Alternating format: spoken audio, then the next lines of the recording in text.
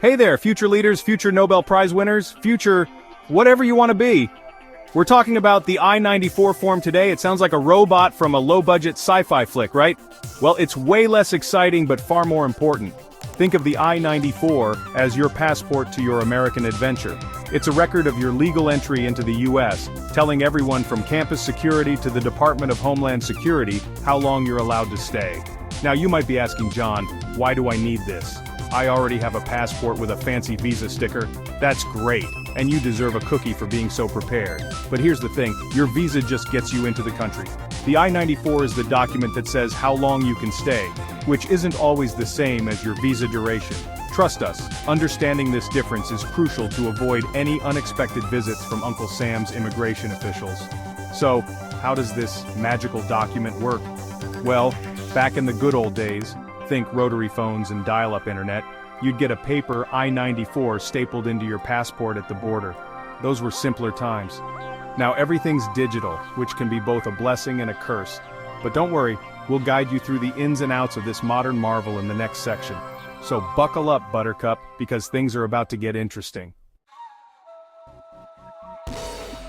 Remember the days of paper cuts from frantically flipping through documents? No? Well, good news! The I-94 has joined the 21st century. No more tiny stapled papers to lose in the abyss of your backpack. The I-94 is now digital, which in theory is supposed to make life easier. Emphasis on in theory. So how do you find this digital document? Easy peasy. Head over to the Customs and Border Protection (CBP) website. Don't worry, we'll wait. Got it? Good. Now click on the I-94 tab and follow the instructions. You'll need to provide some basic information like your passport number, date of birth, and the date you entered the US. Think of it as a slightly less invasive Facebook login. Once you've jumped through those digital hoops, you'll be able to access your electronic I-94 record. It's like magic, but instead of pulling a rabbit out of a hat, you're pulling up important immigration documents. Exciting, right?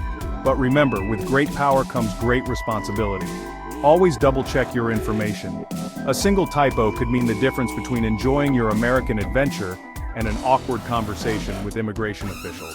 And trust us, you don't want to be on their bad side.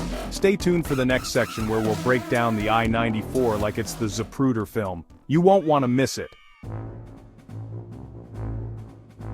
Alright, you found your digital I-94. Now what? Well, it's time to decode this mysterious document. Don't worry, we're here to help you decipher the cryptic messages hidden within. Think of us as your personal I-94 Rosetta Stone. First things first, your I-94 will include your personal information, name, date of birth, passport number, the usual suspects.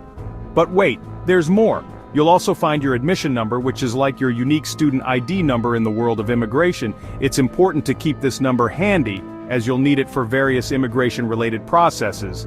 But the real star of the show is your admit until date. This magical date tells you exactly how long you're allowed to stay in the US. It's like a ticking clock for your American adventure. Don't ignore it. Overstaying your welcome is a big no-no and could jeopardize your future travel plans. So, mark this date on your calendar, set a reminder on your phone, tattoo it on your roommate's forehead. Just kidding, don't do that. Whatever you have to do to remember it. Now, you might be thinking, what if there's a mistake on my I-94? What if the admit until date is wrong? Don't panic, we've got you covered. In the next section, we'll walk you through the thrilling world of correcting I-94 errors. Because let's face it, dealing with bureaucracy is everyone's favorite pastime, right? So, you found an error on your I-94. Your name is spelled wrong, your birthday is off by a few decades, or maybe you've been accidentally granted immortality. Hey, it could happen. Whatever the case, don't fret. It's time to put on your detective hat and channel your inner Sherlock Holmes. The first step is to gather your evidence. Print out a copy of your I-94 record and highlight the errors. Then, collect any supporting documents that prove the correct information, like your passport, visa, or acceptance letter from your university. Think of it as building an airtight case for the I-94 correction court. Next, it's time to contact the authorities. No, not the Ghostbusters. Although dealing with immigration can feel like battling supernatural entities sometimes. You'll need to reach out to U.S. Customs and Border Protection, CBP, either by phone or by visiting a deferred inspection site. Be prepared to explain the errors, provide your evidence, and possibly sacrifice a rubber chicken to the bureaucratic gods. Again, just kidding, maybe. Remember, patience is key. Correcting errors can take time, so don't wait until the last minute. The sooner you address the issue, the smoother the process will be. And who knows, you might even get a good story out of it. Remember that time I had to fight the US government over a typo on my I-94?